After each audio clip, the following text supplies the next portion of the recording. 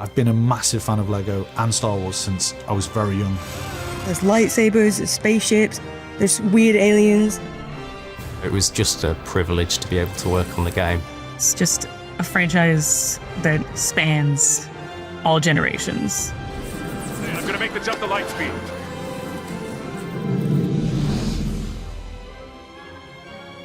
As soon as we started talking about doing a new Lego Star Wars game, the ambition swelled, because as fans, we love all the movies, and to have the opportunity to tell the whole saga from episode 1 all the way through to episode 9, we knew we had to take it further than we'd ever been. We started off by having regular meetings with Lego and Lucasfilm, discussing just everything about the visual design of Star Wars, what makes a Star Wars game, how we might integrate Lego into this game. They gave us access to all of their libraries, which was the greatest thing to be able to dig into. The storytelling throughout Lego Star Wars is incredible and filled with jokes and funny moments, because in a Lego game, we have freedom. You can use the humour and we can spin it. So Han Solo is still being Han Solo, but he might have a banana instead of a blaster or something like that.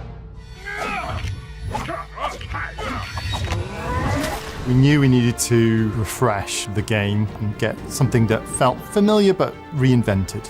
The systems, the frameworks we put in place to enable us to do that over like 100 different gameplay mechanics and all the different systems that make up that game. Real-time processing on the voices. So when you pick up a helmet and you put it on, your voice changes to sound like you're a stormtrooper. Well, looks like you've got a stormtrooper problem you should look into. We're putting a lot of emphasis on the lighting and the environments. We have something like 12,000 materials that were generated for the game, 20,000 unique models, and 26,000 textures. If you're a fan of Lego Company's work, you'll be amazed at the resolution and the amazing work that the models team have done. We get to recreate all of these iconic designs, literally brick by brick. We built the ships entirely out of Lego bricks. So that's not just the exterior of the ship, that's the interior, so you can land inside these ships and walk around in an environment entirely made out of Lego bricks. If you were to build one of our capital ships in real life, it would take millions and millions of bricks. We've designed some of the characters that don't exist as physical models. What we would do is we'd look at the film reference and we'd take existing Lego creatures and characters that are similar, and then what we end up with is something that is as accurate as we could make it. Take the Bantha, for example. So it's just really true to Lego IP, and it's really true to the film IP. We wanted an evolution, I suppose. So what we've done is try to keep what's familiar, but really add something a bit more modern in, a bit more fresher. One of the things we've done in this game is we've gone for a third-person camera. With the blaster combat in the game, we really wanted to make it feel more visceral. Now when you use the blaster combat, we bring the camera down, we get into this like third-person perspective, and it just really makes you feel like more in the action, which is pretty great.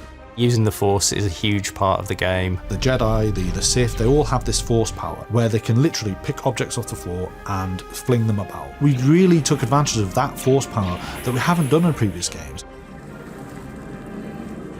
You can fly into space and there's like just interactions that'll happen. Giant ships like a Star Destroyer coming in. You can try and fight it and you can defeat it and you can capture it and take it over.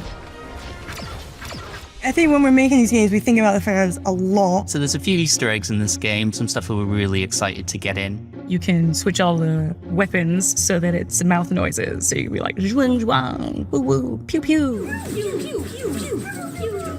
And of course, you might have heard of a little thing called Mumble Mode. So Mumble Mode is basically how the old Star Wars games were. We had to rely on animation, expression, and these sort of mumbles that mimicked the speech. It goes... Huh?